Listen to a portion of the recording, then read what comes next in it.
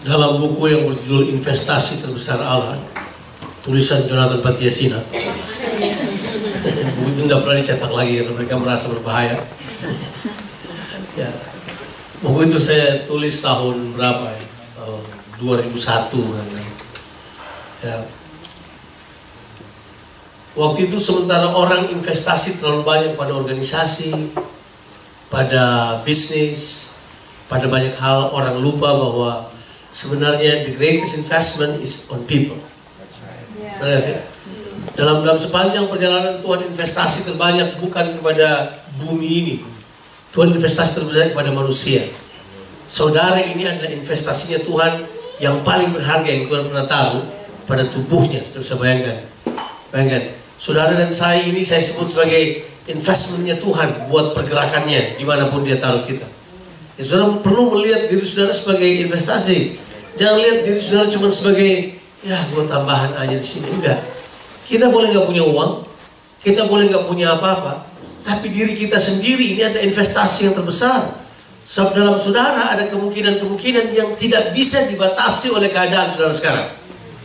Siapa yang tahu bahwa keadaan kita sekarang kadang-kala mau tipu kita sambil berkata begini, you are nothing. Kamu nggak bisa bikin apa-apa. Kamu tidak akan sampai.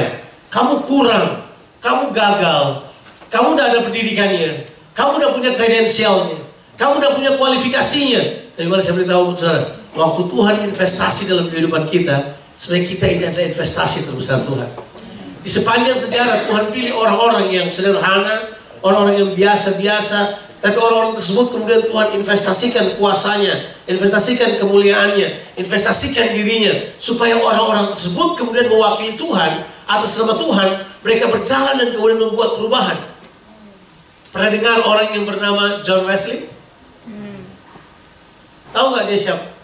Ada yang pernah baca nggak cerita John Wesley? Dia itu adalah anak ke-13. Anak ke-13. Waktu keadaan susah, ayahnya dia bersama Samuel Wesley, saya lupa nama ibunya. Tapi yang terjadi adalah waktu anak ke-12 yang meninggal, anak ke-13 mereka ingin gugurkan. Mereka ingin gugurkan si bayi di kandungan ini. Mereka pikir ini bikin susah. Lagi keadaan resesi, lagi keadaan kesulitan keuangan. Mereka pikir yuk kita gugurkan saja anak ini. Sebuat apa dia hidup? Anak yang ke-13. Pada zaman itu ke-13 sudah merupakan angka sial. Dalam ilmu numerologi angka 13 disebut angka jahat. Jadi mereka pikir anak ini tidak bagus untuk hidup. Mereka putuskan untuk gugurkan anak itu. Tapi tengah malam ibunya berkata begini, masa sih saya telah kehilangan banyak anak yang lain. Ini ada kesempatan yang baru. Kenapa saya tidak tahan anak ini? Anak itu ditahan sampai melahirkan. Setelah dilahirkan anak tersebut, kemudian mereka lupa apa yang terjadi pada anak ini.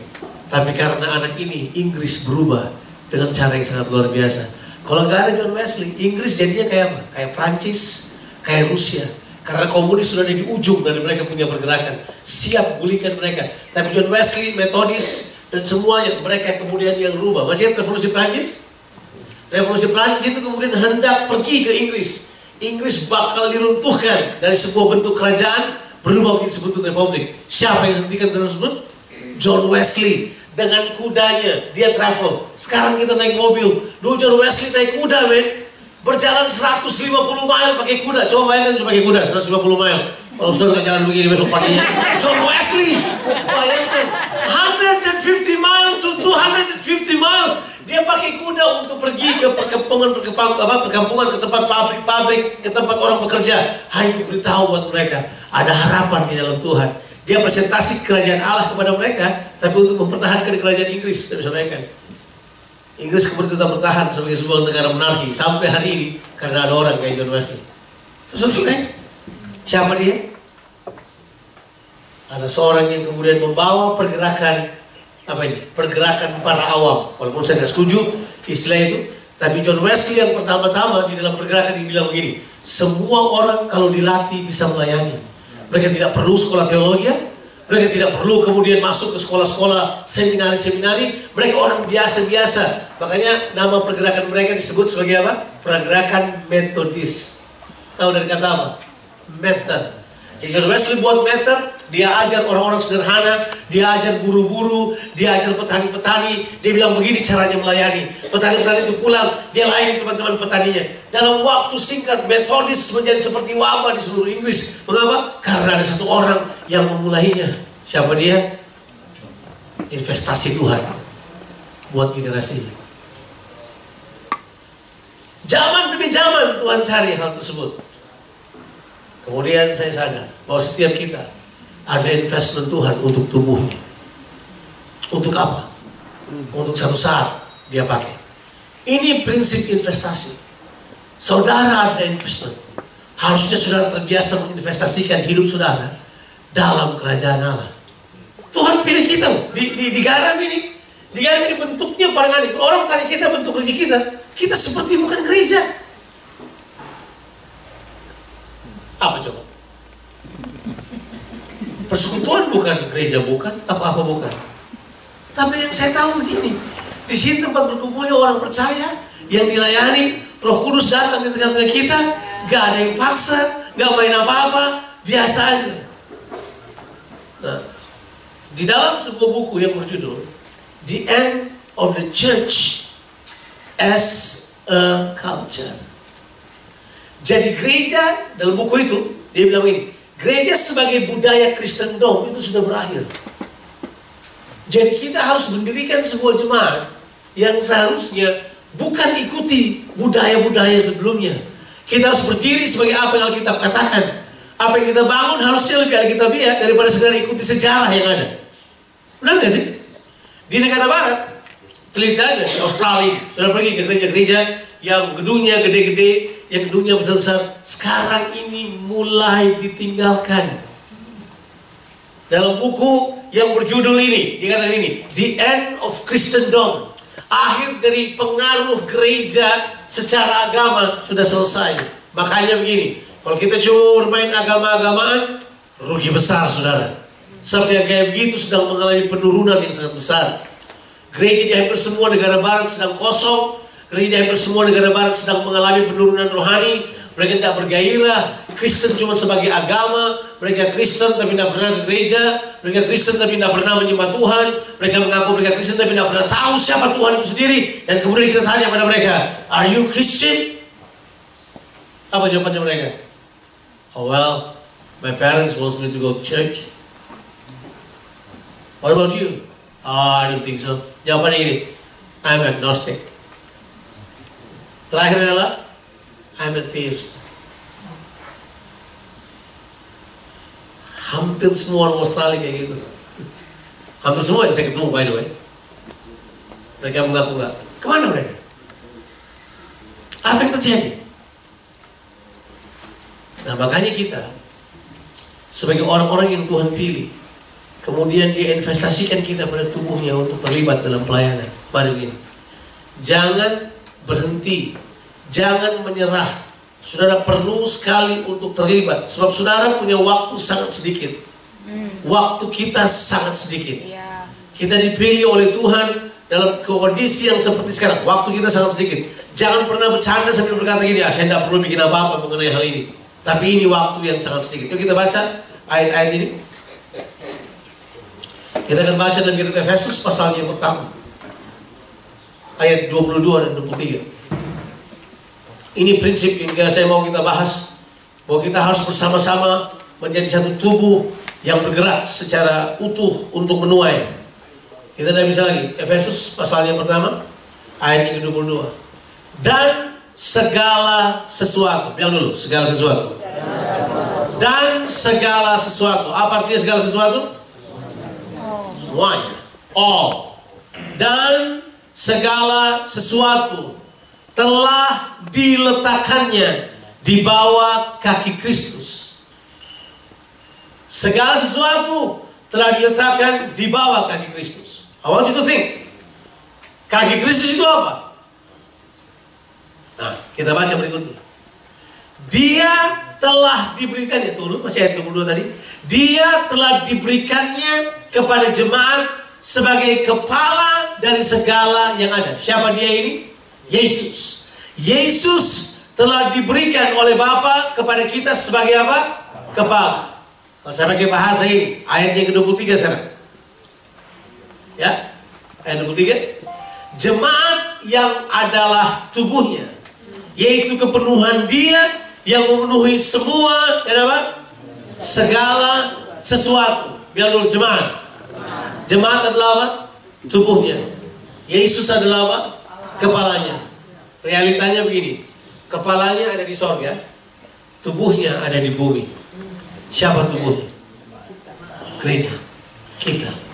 Sementara gereja yang tradisional, gereja yang kita bilang yang disebut orang sebagai gereja menurut pemahaman Webster, yang sudah mungkin dalam Alkitabiah, yang telah carut marut dengan politik, dengan semuanya, itu telah berubah menjadi sebuah institusi yang kaku, beku, mati, tidak bergerak. Kemudian bangkit generasi baru yang tahu persis bahwa mereka bukan gedung, mereka bukan organisasi, mereka adalah organisme, mereka adalah orang-orang yang berdiri untuk melakukan kehendak Tuhan. Siapa mereka ini? Mereka adalah tubuh Kristus. Alkitab bilang begini, segala sesuatu diletakkan di bawah kakinya. Segala sesuatu diletakkan di bawah apa? Kaki. Kaki siapa? Jemaat. Nah, pikir lu, siapa kakinya? Gereja. Segala sesuatu diletakkan. Siapa yang letakkan? Bukan kita. Tuhan letakkan di bawah kaki kita. Dengan kata lain adalah begini, kita seharusnya ada di atas angin dong. Kita harusnya bergerak dengan otoritas ini. So, segala sesuatu telah apa? Ditaruh di bawah kaki jemaatnya. Saudara sebenarnya punya kemampuan itu. Nanti kalau saudara mau, saya belum kasih ke Bija, tapi nanti kalau saudara mau, semua yang saya khotbahkan, slide-slide-nya kalau saudara mau nanti di email pada saudara. Nanti saya tinggal email yang 2 terakhir pada Yudi lagi, nanti Yudi akan kasih untuk saudara. Saudara tinggal kasih email saudara pada Yudi, biar Yudi yang share buat saudara. Tahu nggak saudara, bahwa ini kata yang dipakai, bahwa kita jemaat, iblis atau dunia segala sesuatu ada di bawah kaki kita. Semua manusia yang diciptakan oleh Tuhan dulu, semua manusia, termasuk gembel, termasuk orang tragedic, termasuk orang AIDS, termasuk orang yang terlibat semuanya. One person in the world, for the whole lifespan in this world, dia punya kemampuan untuk mempengaruhi 10.000 orang. Ini berdasarkan penelitian sosiologi ya. Satu orang yang hidup di dunia ini, saudara mau bilang dia adalah orang kampungan, orang bodoh, orang kerdil, but one person in this world, for his lifespan in this world, lifetime span in this world, dia punya kemampuan mempengaruhi berapa? 10.000 orang. Satu orang. 10.000 orang. Dalam pelajaran, saya pernah belajar ilmu penginjilan yang namanya oikos approach. Pendekatan oikos. Kelompok A, kelompok B, itu kan. Oikos terdekat kita, sepupu demi sepupu, kemudian teman-teman kita. Tahu gak? Satu orang punya kemampuan mempengaruhi 10.000 orang dalam masa hidupnya. Setuju gak? Ya. Setuju. Kalau saya pakai bahasa Manado, paling soe, paling sial dari semuanya. Kalau memang dia malas keluar rumah, dia malas bangun pagi, malas ganti baju, dia akan dijauhi orang. Tapi dia tetap mempengaruhi orang lain dengan cara yang negatif. Dan kalau cara yang negatif, satu orang dapat mempengaruhi 25.000. Kalau yang positif 10.000, kalau negatif satu orang dapat mempengaruhi 25.000. Jadi bayangkan, kalau saudara ada orang yang malas bangun pagi, malas sikat gigi, bergaul sama orang, you are sour to people, kamu ketemu orang, kamu hakimi orang, kamu ketemu orang, kamu jorokin kepalanya, kamu datang jalan di depannya, kamu kemudian hina-hina orang. Nah, model kayak gini, satu orang dalam masa hidupnya 25.000 orang dipengaruhi, bayangkan. Saya suka pikir-pikir, gila, yang negatif daya jangkitnya lebih hebat dari enggak. Prinsipnya sederhana. Tuhan panggil kita. Kemudian kita baca ayat ini. Yesaya 49. Ayatnya yang ke-6. Yesaya 49. Ayatnya yang ke-6. Apa yang saya sampaikan tadi malam, kita harus pilih menjadi orang Kristen yang menularkan sesuatu, bukan ditularkan. Kita harus menularkan sesuatu. You have to be contagious. Saudara kan dijangkitin, saudara yang menjangkitkan. Yesaya 49, kita baca sama-sama. 1, 2, 3. Terlalu sedikit bagimu hanya untuk menjadi hambaku, untuk menegakkan suku-suku Yakub dan mengembalikan orang-orang Israel yang masih terpelihara. Tetapi aku akan membuat engkau menjadi terang bagi bangsa-bangsa, supaya keselamatan yang daripadaku sampai ke ujung bumi. Bilang dulu, terlalu sedikit. Terlalu sedikit. Terlalu sedikit. Yang dulu kata, terlalu sedikit. Jadi gini, kalau saudara cuma melayani orang-orang yang ada di dalam, terlalu sedikit buat saudara. Itu kata yang dipakai adalah untuk orang-orang Israel yang masih terpelihara. Terlalu sedikit. Siapa yang bilang ini? Tuhan yang bilang ini. Satu kali saya sedang didisiplin di sekolah kita, didisiplinnya karena tidak bayar uang sekolah. Wah, saya sudah nggak bayar uang sekolah 6 bulan. Sekolah kasih keluar, saya berkata begini, kita tidak pandang bulu. Ini sekolah di dunia. Kalau kamu sudah sekolah di surga, nggak usah bayar. Di dunia yang gratis cuma keselamatan. Lebih daripada itu harus bayar. Enak banget digituin saudara.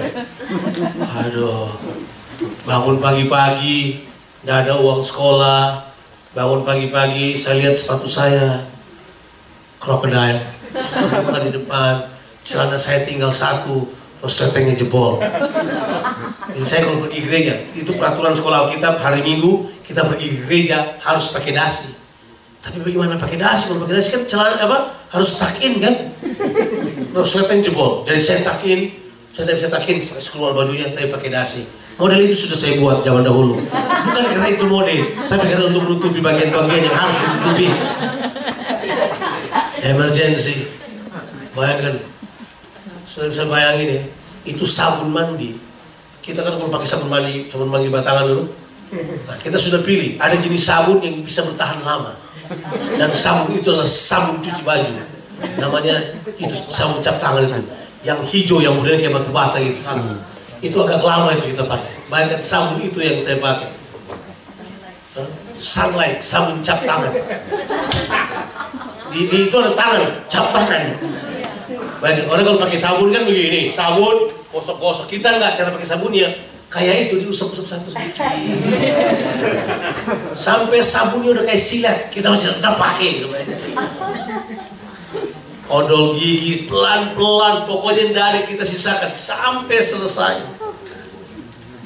Semua sudah habis, nggak ada lagi. Sabun sudah silet yang sudah patah 2, semua sudah habis, sudah nggak ada apa-apa.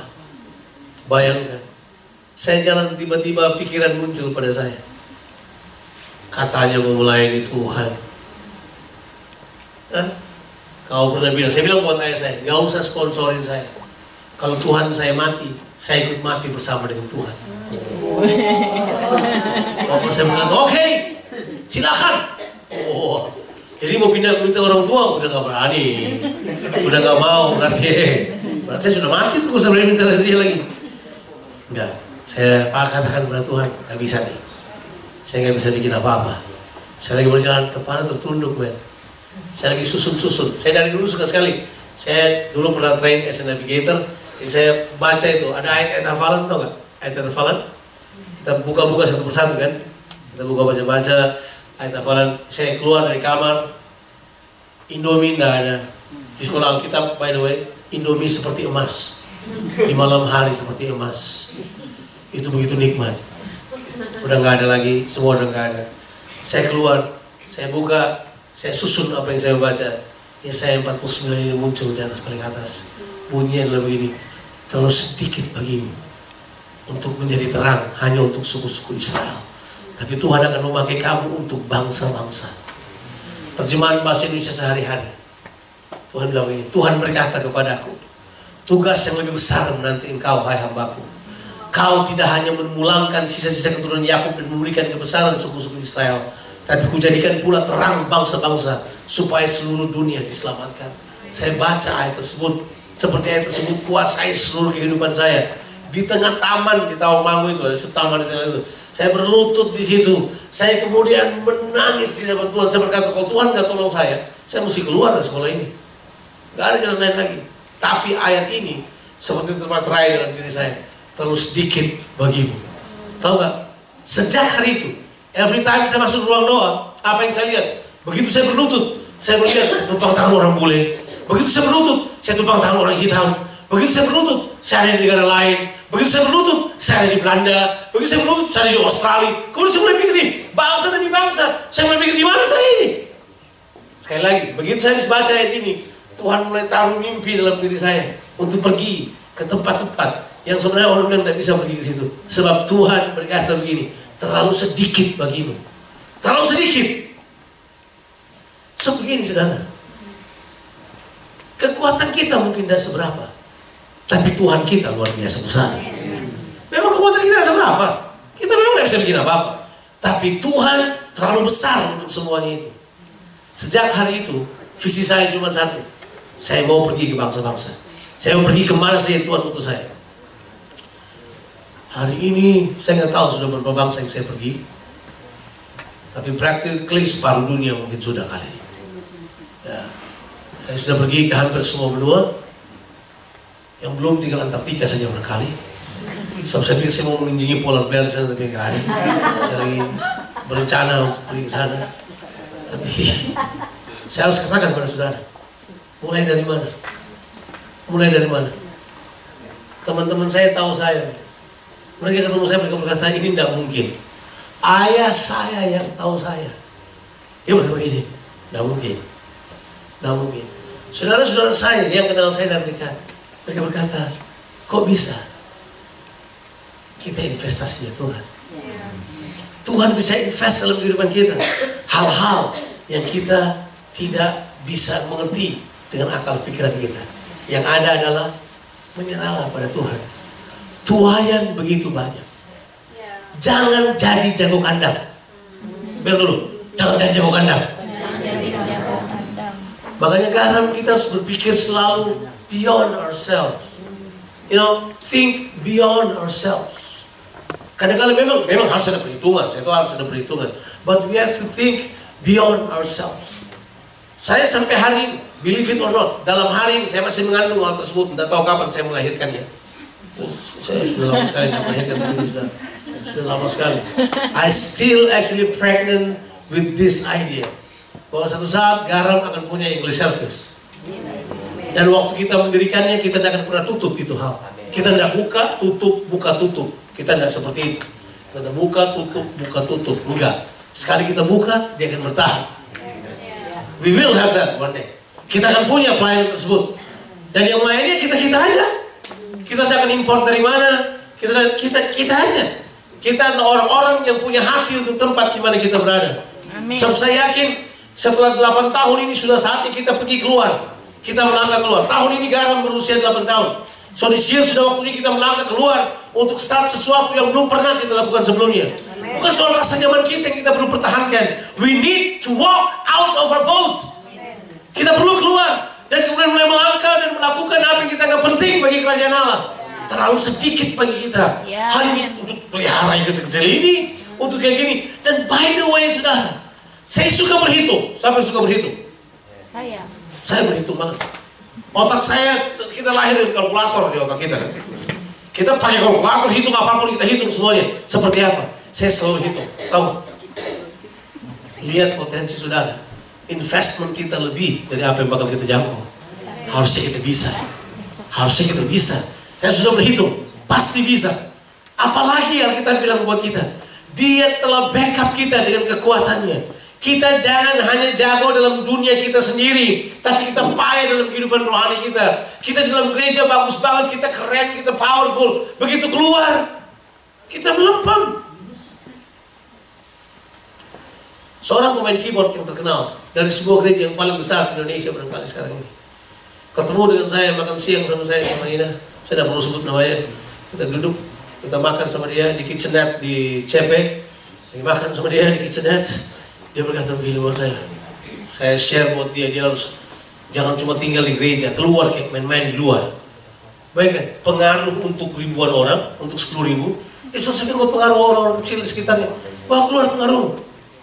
Dia kemudian tetap melayani, tapi dia tinggalkan pekerjaan full time. Dia kemudian mulai masuk ke pekerjaan yang berhubungan sama orang-orang di luar, marketplace.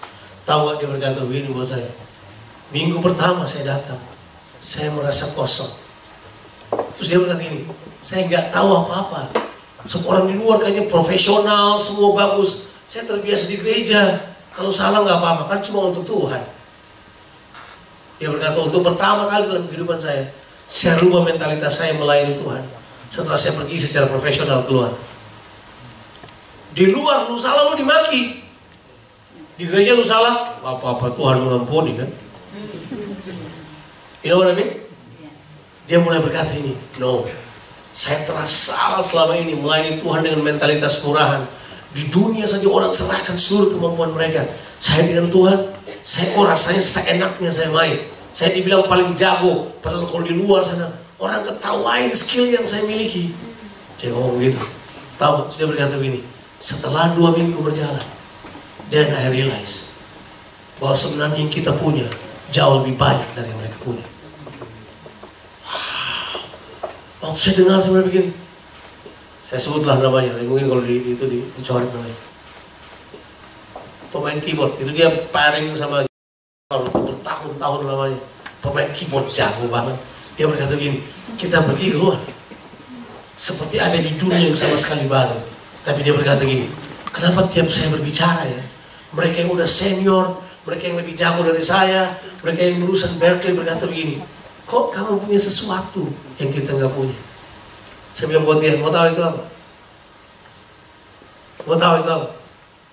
Itulah yang disebut pengurapan dari Tuhan. Amen. Yang mereka nggak punya. Mereka nggak punya. Mereka nggak punya. Makanya kita harus berani pergi keluar. Kita harus berani untuk menuai di luar sana. Sebenarnya as a body ya. Kalau kita mengadakan penginjilan, yuk kita sama-sama pergi injili orang bersama-sama. Ayo. Nggak usah malu. Ayo katanya. Ayo. Masa cuma Tante Ina saja yang pergi? Kita pergi sama-sama. Kita pergi untuk kemudian melihat apa yang Tuhan siapkan buat kita. Dalam kehidupan ini, kita harus ingat bahwa dunia bukan hanya memiliki telinga untuk mendengar apa yang kita katakan, tapi dunia juga memiliki mata untuk melihat apa yang kita lakukan buat mereka. Saya ulangi lagi. Dunia bukan cuma punya telinga untuk mendengar apa yang bakal kita sampaikan pada mereka, tapi mereka punya mata untuk melihat apa yang kita lakukan untuk mereka. Mereka mau lihat apa yang kita lakukan buat mereka. Tahu nggak apa yang harus kita buat buat mereka? Siapa yang mau menuai? Siapa yang mau menuai? Menabur. Kalau mau menuai tanpa menabur, itu curang. Kita ambil aja berkata, kamu akan menuai di tempat di mana kamu tidak menabur. Bolehlah. Tapi begini, menaburlah supaya menuai. Siapa tahu bahwa lebih pasti lebih bagus. Maka kita perlu menabur. Menabur apa? Ini kita perlu buat, kita tidak perlu berhenti untuk terus menabur. Kalau kita mau menuai, kita perlu menabur. Paling tidak, menaburlah pada orang-orang yang tiap hari kita ketemu. Menaburlah buat teman-teman sekolahmu, teman-teman yang ada di kelasmu. Menabur buat mereka. Apa yang kita bisa tabur buat mereka? Berdoa buat mereka. Berdoa buat mereka. Saya nggak heran kalau istri saya terlalu berani untuk pergi dan memberitakan Injil pada orang lain. Saya tahu Ina kalau bangun pagi-pagi sementara suaminya masih ngorok, dia sudah berdoa, Tuhan jiwa-jiwa diselamatkan. Dari dulu dia sudah bangun pagi-pagi sudah berkata, Tuhan jiwa diselamatkan. Dia berdoa buat orang lain sementara suaminya ngorok, karena baru tidur jam 12 terus tidur sebulan. Suka berkata tutup telinga, tidur lebih panjang. Tapi at least orang kalau menabur mereka pasti menuai. Makanya saya nggak heran tiap dia bicara sama orang terima aja. Sudah ditabur, tinggal menuai. Kita nggak pernah nabur. Terus ditanya, karena mereka tolak ya menabur dulu lah. Karena again, dunia bukan cuma punya telinga untuk dengar message kita. Mereka punya mata untuk melihat sebenarnya. They know if you care or you not. Iya kan? They know if you care or you don't care. Mereka tahu bahwa kita sebenarnya memperhatikan mereka atau tidak. Coba bilang kata ini, caring nggak harus hebat. Kita tengah hidup di satu dunia yang cuek. Pikir diri sendiri. Satu perhatian aja bisa rubah pandangan mereka. Saya cerita ini dan kita selesai. Satu kali saya diundang di sebuah gereja di Jogja. Sebuah gereja di Jogja. Saya diundang dan aneh banget. Undangannya aneh. Ini menurut saya rasa aneh. Tapi undangannya begini. Mereka tulis jelas di undangannya. Bang Jo, kita mau Bang Jo datang untuk share. Bukan kotor. Share. 10 menit saja. Itu baru introduction untuk pengkhotbahkan saya 10 menit. Terlalu singkat. Jadi Bang Jo sama Frankie Sihombing, waktu itu masih Frankie Sihombing, zaman dahulu kala, bukan yang sekarang. Sama Frankie Sihombing. Frankie bakal menyanyi satu lagunya dia. Setelah Frankie nyanyi, Frankie akan panggil Bang Jo. Kita nggak pakai asyar-asyar, nggak pakai pemimpin pujian. Kalian berdua aja di depan. Pokoknya sampaikan 10 menit apa aja mengenai kekekalan dan mengenai Kristus dan kerajaannya. Sampaikan itu aja 10 menit. Frankie akan nyanyi lagu itu, kasih yang lembut, kasih itu. Jadi setelah lagunya kasih, Frankie bakal nyanyi, Bang Jo bakal share 10 menit. Semua orang yang bakal hadir nanti itu kami sudah catat namanya. Jadi yang tidak tercatat namanya tidak bakal masuk. Saya bilang, ini kebaktian apa? Kalau master businessman juga nggak begini. Saya tanya berapa orang yang bakal datang. Jawabannya antara 1.500 sampai 2.000 orang. Hah? Jemaat itu berapa? Jemaat kami cuma 300. Hah? Lebih kaget lagi. Oke, datang. Saya datang. Sampai bikinnya mereka sewa. Mereka sewa aulanya Gajah Mada. Bulak Sumur punya aula, mereka sewa. Jadi kemudian kita orang harus baris ngantri di depan. Ngantri di depan. Sudah. Singkat cerita, saya masuk ke dalam ruangan itu. Orang udah duduk di bawah. Tinggal stage. Ini udah kayak bukan kebaktian, kayak teater gitu. Stage, gelap, stage. Besar gitu. Ada gitar satu buat Frankie. Ada mikrofon satu buat saya. Kemudian dia berkata begini. Cue-nya gini Bang Jo. Habis grup ini nyanyi. Ada satu grup band, selengean banget grup bandnya mereka. Nyanyi lagu-lagu yang udah gak jelas-jelas, ini lagu rohani atau bukan. Bukan harus nyanyi. Habis grup band ini, Bang Jo langsung naik. Gak usah pikir yang lain. Frankie Sihombing bakal masuk, Frankie Sihombing bakal nyanyi, panggil Bang Jo lagi. Bang Jo panggil mereka. Oke, after call. Oke, let's do it. Siap, mulai. Singkat cerita. Khotbah 10 menit. Kita kan mesti mikir 10 menit mau khotbah apa? Saya khotbahkan saja yang sederhana. Yesus ketemu dengan perempuan yang tertangkap basah berzina. Dengan kata lain, Tuhan mengasihi. Orang salah, orang berzina, Tuhan tetap mengasihi. Dia mau pulihkan dan seterusnya. Saya habis khotbah tersebut, selesai. Frankie Sihombing nyanyi satu lagu, selesai. Saya pegang mikrofon saya lagi, saya berkata, siapa yang mau terima Yesus? Baik, itu aja. Saya mau mengalami kasih Tuhan. Diam, nggak ada apa-apa. Tiba-tiba satu orang berdiri, kemudian dia ajak yang lain. Oh, kok pakai ajak?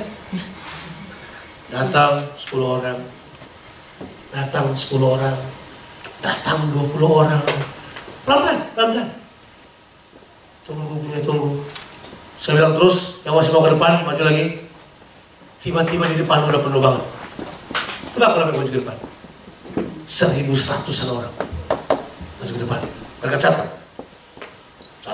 semua maju ke depan. Selesai, berdoa terima Yesus. Habis berdoa, selesai, mundur ke belakang, layar tertutup. Mereka berkata, kalian berdoa boleh pulang. Yaudah, selesai, pulang. Saya di kebaktian itu dan lebih 30 menit. Tak jemput, langsung bawa ke rumah makan. Selesai. Apa yang terjadi? Selesai, sebentar kita makan, datang orang-orang yang sudah berkata, yang bertobat hari ini, angkanya lucu banget. Angkanya 11111 orang. 1111 orang bertobat hari itu terima Yesus. Selesai, baru dia cerita. Tahu nggak Hal? Kebaktiannya hanya berlangsung 1 jam 15 menit pertemuan itu. 1111 orang terima Tuhan. Nah, gampang kan? How-nya itu, Bo. How-nya. Baru mereka dulu cerita. Mengapa kami tahu semua namanya? Karena kami persiapkan ini 1,5 tahun namanya. Kami persiapkan ini 1,5 tahun lamanya. Baru kemudian mereka cerita various, experience yang bikin saya berkata gini, oh my God, mereka serius. Coba kita punya ide kayak begitu aja, kita bisa jungkir balikan dunia. Tahu gak mereka berkata apa? Kami punya armada, ada 11 armada. 11 armada itu meliputi adalah begini, yang jemput orang-orang di airport. Sukarela mereka kerjakan. Anak-anak baru yang masuk sekolah di Yogyakarta, mereka hubungin, mereka kasih kasur, mereka carikan tempat penginapan, mereka bantu bimbel gratis. Bimbingan belajar, masuk kan, mau tes kan, orang kalau mau tes di Jogja, itu udah datang 6 bulan sebelumnya, 3 bulan sebelumnya, untuk bimbel dulu baru masuk tes kan, itu biasa sekali di Jogja itu. Mereka rebut orang-orang kayak gitu. Yang paling aneh dari semua cerita, pokoknya banyak cara lah, mereka supaya untuk bisa menabur dulu sebelum bisa menuai. Nah, yang paling aneh begini, kemudian datanglah 2 orang sambil berkata begini, gembalanya berkata, dan ini 2 nih, tahu nih 2 nih, mereka udah tamat 2 kali. Bachelornya udah 2, tapi mereka sengaja masuk lagi ke fakultas yang lain sebagai mahasiswa baru, buang-buang aja, masuk, mendaftar, untuk kemudian masuk untuk sambut mahasiswa baru dari temannya.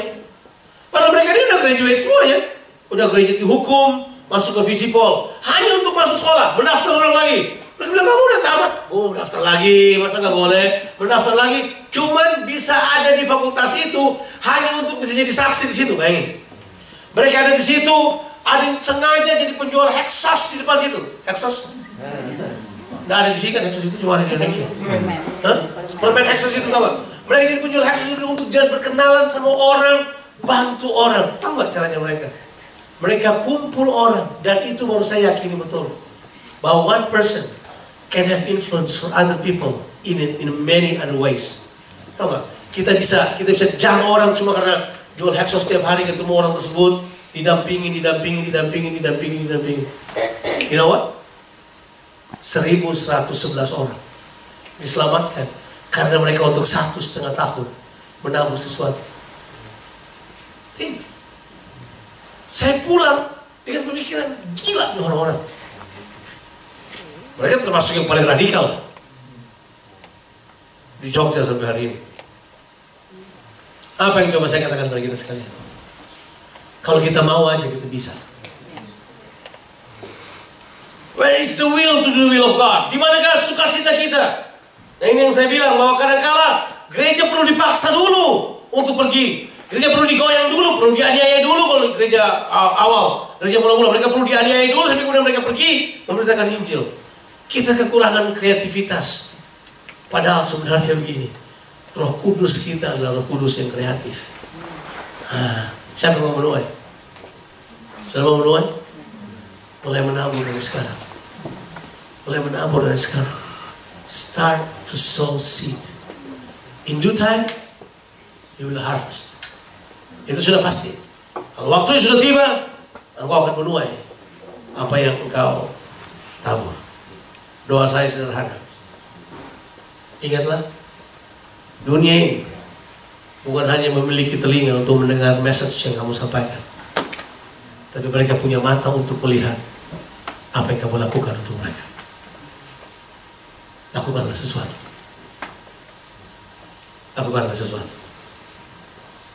Tuhan memberkati kita sekalian.